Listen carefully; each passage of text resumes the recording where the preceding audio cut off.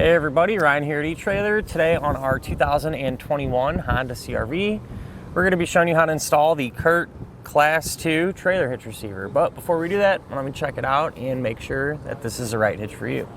So right off the bat, there is something that I do want to address. We get a lot of questions about it with the 21 CRV, and that is a hitch going to interfere with the hands-free liftgate assist? And with this one, as well as many of the other hitches, the answer is yes. By putting the hitch on, you are going to have to remove that sensor. If your vehicle don't come equipped with it, not really a big deal. If it's something that you don't use anyway, not really a huge deal. But if you're wanting to maintain that hands-free liftgate assist feature and use the hitch, the good news is there's a solution. Honda actually offers it's a bracket, more or less. Essentially, it's kind of a whole replacement sensor, but it's they changed it a little bit. That way it can fit around the hitch and you can still have the hitch and the hands-free liftgate assist. So before we kind of got too carried away, it's just something that I wanted to address to make sure that you know about it. But other than that, having a hitch on the back of the CRV does make sense. These are really popular, really versatile, and people use them to do a lot of different things. With that said, with this hitch here being the smaller 1.25" by 1.25" hitch, this one would probably interest me if I was really only planning on, let's say, using one accessory like a bike rack, for example, and that was really about it. I already had the accessory and really wasn't planning on doing much else other than that. With that said, if you're someone that wants to do a little bit of towing or wants to change up accessories every now and again, or things like that, the Class 3 2" by 2" hitches might be a little better option for you. Having that bigger opening, they're a little more capable, and you can use them to do a few more different things. With that said, I do think the hitch looks pretty good though. For the most part, it's going to be completely hidden. Honestly, the only thing you're really going to be able to see is a receiver tube opening there. So, it's not really going to take away from the looks of your CRV by any means. Since it does have this smaller opening, it's going to measure 1.25" by 1.25" in size. At the end, we're going to have a reinforced collar for a little bit of extra support. And it is going to use that standard 1/2" size pen and clip. Now keep in mind, a pen and clip do not come included, but if you need one, not a huge deal, you can grab it right here at eTrailer. And the safety chain openings are, relatively decent in size, and it should allow us to use just about any size hook that we might have. As far as the hitch's weight capacities go, it's going to have a 350-pound maximum gross tongue weight rating, and that's going to be the amount of weight that's pushing down on the hitch. So relatively high number. You should be able to use those 2 and 3, potentially even 4 bike racks, just to give you an example. As far as the hitch's maximum gross trailer weight rating goes, that's going to be 3,500 pounds, and that's going to be the amount of weight that is pulling on the hitch. So that is the weight of the trailer plus anything that you might have on it. I do always like to suggest, though, never a bad idea just to grab your Honda's owner's manual. That way you can make sure your CRV can pull that much weight safely. Let's go ahead and just grab a couple of measurements. That way we can try to figure out which hitch-mounted accessories are going to work out best. So if you go from the ground to the top inside edge of the receiver tube opening, it's going to be right at about 13.5 inches. So if you do plan on doing some light-duty towing, chances are pretty good you're going to need to get a ball mount that has a rise in the shank. If you go from the center of the hitch pin hole to the edge of the rear bumper, that's going to be about 1.5 inches, and you can use that measurement to figure out exactly if any of those folding type accessories you might have can be stored in the upright position without hitting the back of your Honda. So at the end of the day, if the 1.25" size hitch is definitely the one that you want, I honestly think that this is probably the best choice, and I really just say that because I think it looks the best. But when it comes down to it, it's just going to be your personal preference. But other than that, as far as the installation goes, really not too bad. There's a little bit of work involved, but everything's pretty easy to get to and pretty manageable, so really shouldn't give you a ton of issues. Speaking of which, though, why don't we go ahead, pull into the garage, and put it on together now. To begin our installation, we're going to be underneath the back of our CRV here, and we're going to need to remove this underbody panel. So we're going to have a fastener that's kind of tucked up here a little bit. We're going to get that one out first. And I'm going to use a 10mm socket to get it removed. Now we're going to have several pushpin type fasteners that run along the edge, a couple in the middle, and some on the back side. If you just kind of push up on the panel, you can see which ones are actually connecting it. So we're going to pull this one out. Just take a flathead screwdriver or even a trim tool. But honestly, with these types, the flatheads almost work better. I'm just going to pry those out. And we're just going to work our way kind of all the way around the panel here until we get all these removed.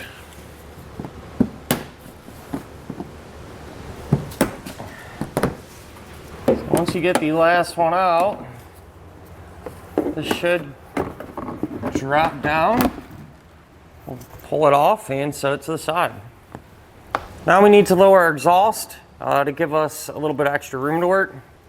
Before we do that though, what I like to do is just grab a strap, kind of just run it from side to side.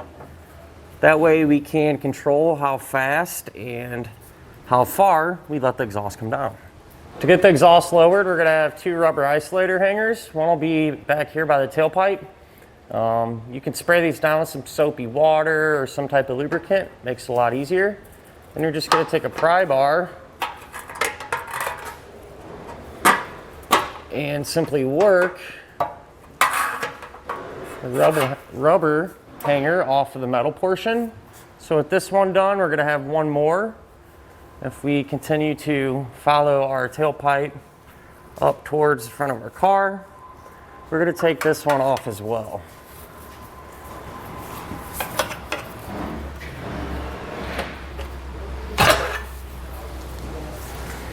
With those loose now, we can loosen up our strap and let that exhaust come down a little ways. Now we can get our hardware in place, and I want to mention from this point on, anything we do to one side of the vehicle, we're also going to do to the other side. It's going to be set up the same. So we're going to have two attachment points here on each side of our frame rail. We're going to be using this hole and this one. And we're going to use a fish wire to get that hardware in the frame. So put the coil in through there, reach up through that bigger hole, pull it down, and you're going to take spacer block and carriage bolt, thread that on, push it up into the frame rail.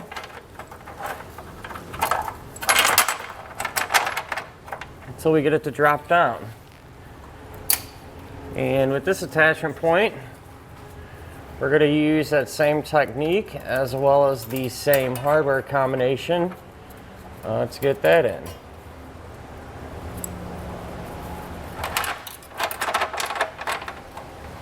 Now what we need to do, if you have the hands-free liftgate assist feature, this sensor here is going to have to get removed, and that's because it'll be in the way of the hitch. So you have a couple of choices. You can not reinstall it, or if you want to maintain that feature, Honda offers a bracket, and it's kind of a relocation type deal that'll allow you to put this back in place and still be able to use your hitch. So I would suggest getting that while you're doing the hitch. That way you can remove this one, put that other one back up in there, and then put the hitch on. So you can kind of just do everything at once. But with that said, for now, we're just going to remove ours. On each side of it, we're going to have a Phillips head screw. I already pulled the one on the other side out. So we get this one out. And then along the bottom, we're going to have some more push pin fasteners. So just like the others, grab our flathead, get those removed. And I believe it looks like that is all everything holding it in.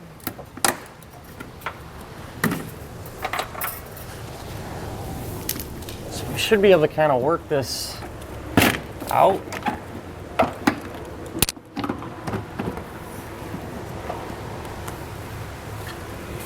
We'll just go ahead and unplug it here. So you got this tab you can push down on, pull the two apart, and we'll just set this to the side. Now we need to trim out a small opening in our fascia here. That way it'll make room for the hitch. So there's some measurements in your instructions and a diagram that you can follow. So I drew that out. Pretty thin plastic to speed things up. I'm just gonna use a little Dremel tool, but you can use a pair of snips or maybe a sharp utility knife if you're careful not to get this cut out. Make sure, just double check there's nothing behind there of importance. And with that said, we'll go ahead and get that material removed.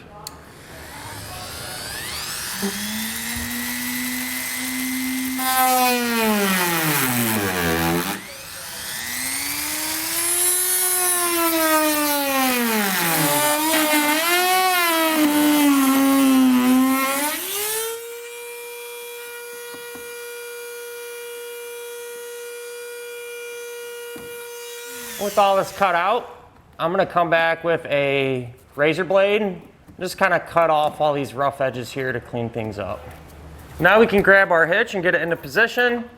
You wanna make sure to feed the pull wires through the corresponding holes in the hitch. If you're by yourself and you think you can manage this, what I'll do is just kind of set this edge over on the exhaust. Help kind of support it. Hold that up. You're gonna have to pull back the fascia here.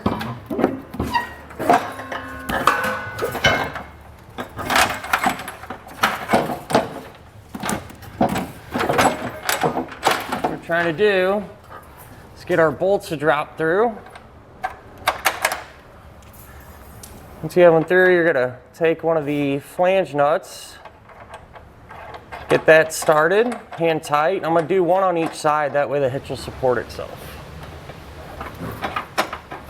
If you're having trouble getting this started because a bolt wants to push up, what you can do is kind of come up through the top and hold it down, because the access hole is kind of large enough to do that. Or a lot of times you could take, say like a flathead screwdriver, and just kind of push it to the side, hold it in place. That'll make it a little easier. The way I'm doing it is just very lightly applying that pressure and turning the nut, and that's how I'm getting them started here. We are gonna have an attachment point here that goes around our toe hook.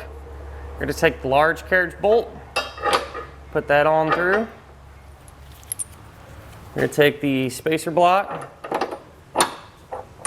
that over the carriage bolt, and then the larger flange nut is going to get started as well. Now that we have all of our hardware in place and hand tight, come back with 11/16 size socket and snug everything down.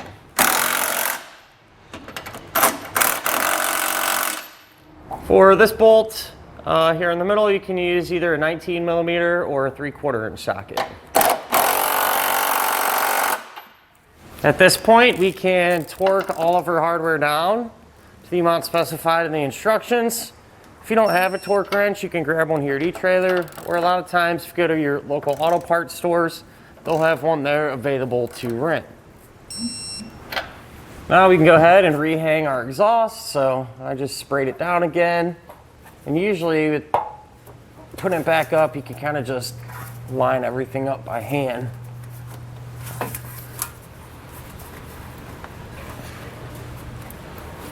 And that one popped on.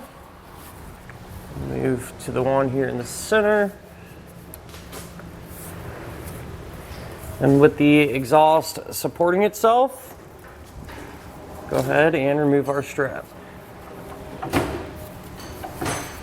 Now we can take our underbody panel here, and I just held this up against the bottom of our car. And it looks like we're just gonna have to trim out this small area. So we'll start with that. If it works, great. If not, we have to come back, cut out a little more. not a big deal, so go ahead and get that cut out now.